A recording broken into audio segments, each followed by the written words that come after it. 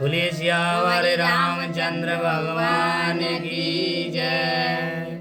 हनुमान जी जी महाराज महाराज की की जय। जय। ठाकुर जी महाराज की जय। श्री गणेशाय नमः।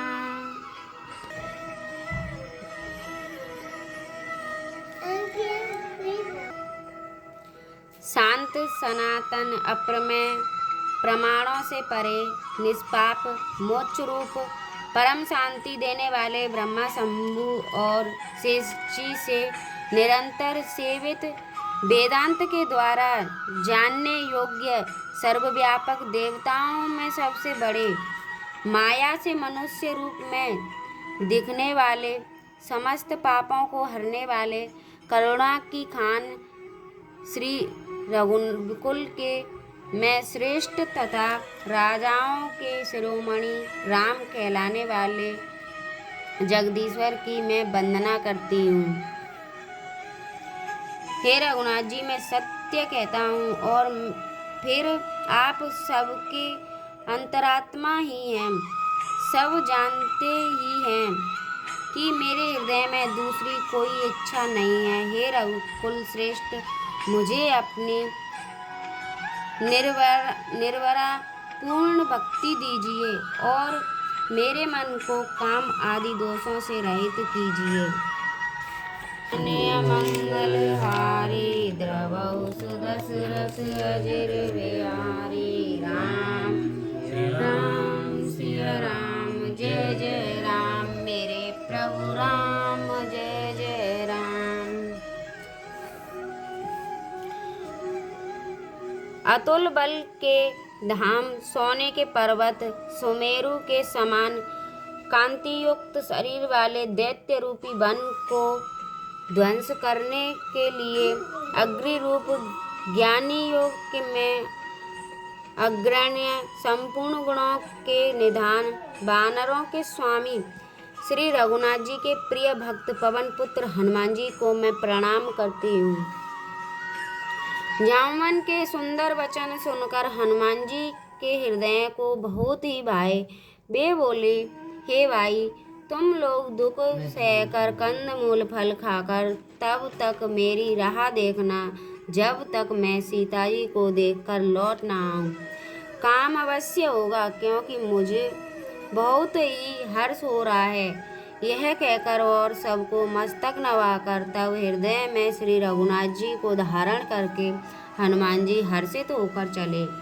समुद्र के तीर पर एक सुंदर पर्वत था। हनुमान जी खेल से ही अनायास ही कूदकर उसके ऊपर जा चढ़े और बार बार श्री रघुवीर का स्मरण करके अत्यंत बलवान हनुमान जी उस पर से बड़े वेग से उछले। जिस पर्वत पर हनुमान जी पैर रखकर चढ़े, जिस पर से वे उछले, वह तुरंत ही पाताल में धंस गया। जैसे श्री रघुनाथ जी का अमोघ बाण चलता है, उसी तरह हनुमान जी चले।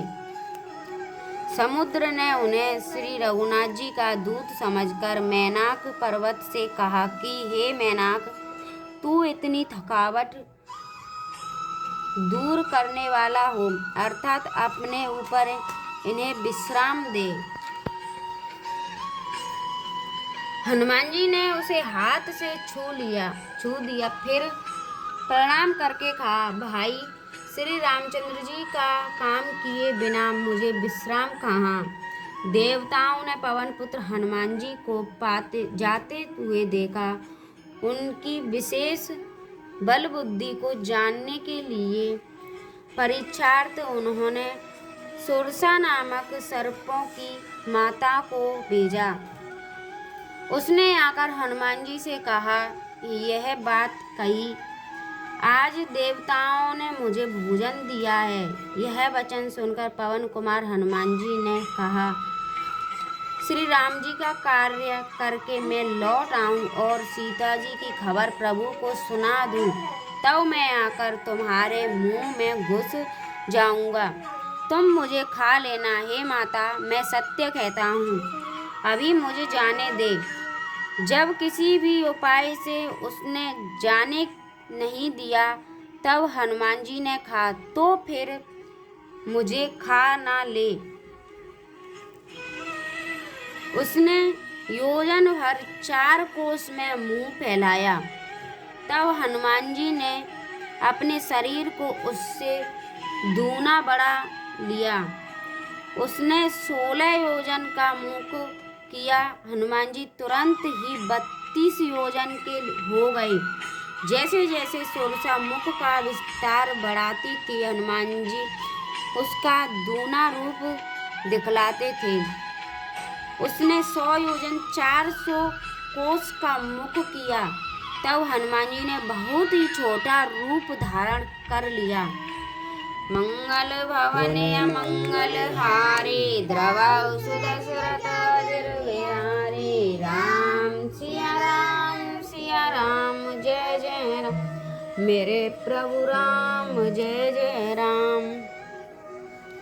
और वे उसके मुख में घुसकर तुरंत फिर बाहर निकल आए और उसे सिर नवाकर विदा मांगने लगे। उसने कहा, मैंने तुम्हारी बुद्धि बल का भेद पा लिया, जिसके लिए देवताओं ने मुझे भेजा था।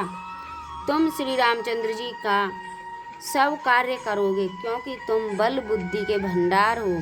यह आशीर्वाद देकर वह चली गई। तब हनुमान जी हर्षित होकर चले। समुद्र में एक राक्षसी रहती थी। वह माया करके आकाश में उड़ते हुए पक्षियों को पकड़ लेती थी। आकाश में जो भी जीव जंतु उड़ा करते थे, वह जल में उनकी परछाई देखकर उस परछाई को पकड़ लेती थी, जिससे वे उड़ नहीं सकते थे और जल में गिर पड़ते थे। इस प्रकार वह सदा आकाश में उड़ने वाले जीवों को खाया करती थी। उसने वही छल हनुमान जी से भी किया। हनुमान जी ने तुरंत ही उसका कपट पहचान लिया। पवन पुत्र धीर बुद्धि वीर हनुमान जी उसको मारकर समुद्र के पार गए। वहां जाकर उन्होंने वन की शोभा देखी। मधु पुष्प रस के लोभ से भौरे गुंजार कर रहे थे। अनेकों प्रकार के वृक्ष फल फूल से शोभित हैं। पक्षी और पशुओं के समूह को देखकर तो वे मन में बहुत ही प्रसन्न हुए। सामने एक विशाल पर्वत देखकर हनुमान जी भय त्याग कर उस पर दौड़कर जा चढ़े।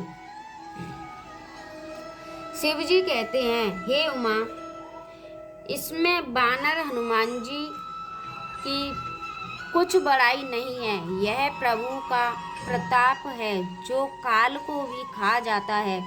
पर्वत पर चढ़कर उन्होंने लंका देखी। बहुत ही बड़ा किला है, कुछ कहा नहीं जाता। वह अत्यंत ऊंचा है। उसके चारों ओर समुद्र है। सोने के परकोटे चार दीवारी का परम प्रकाश हो रहा है। विचित्र मणियों से जड़ा हुआ सोने का परकोटा है। उसके अंदर बहुत से सुंदर सुंदर घर हैं। चौराहे, बाजार, सुंदर मार्ग और गलियां हैं। सुंदर नगर बहुत प्रकार से सजा हुआ है। हाथी, घोड़े, खच्चरों के समूह तथा पैदल और रथों के समूह को कौन गिन सकता है। अनेक रूपों के राक्षसों के दल हैं। उनकी अत्यंत बलवती सेना वर्णन करते नहीं बनती। वन, बाग, उपवन, बगीचे, फुलवाड़ी, तालाब, कुएं और बावलियां सुशोभित हैं। मनुष्य, नाग, देवताओं और गंधर्वों की कन्याएं अपने सौंदर्य से मुनियों के भी मनों को मोह लेती हैं। कहीं पर्वत के समान विशाल शरीर वाले बड़े ही बलवान मल्ल पहलवान गरज रहे हैं। वे अनेकों अखाड़ों में बहुत प्रकार से भिड़ते और एक दूसरे को ललकारते हैं। मंगल भवने मंगल हारी, द्रवहु सुदशरथ अजिर बिहारी। राम सिया राम जय प्रभु राम जय जय राम। बोलिए सियावर रामचंद्र भगवान की जय। जानकी माता की जय। हनुमान जी महाराज की जय। जय जय श्री राम।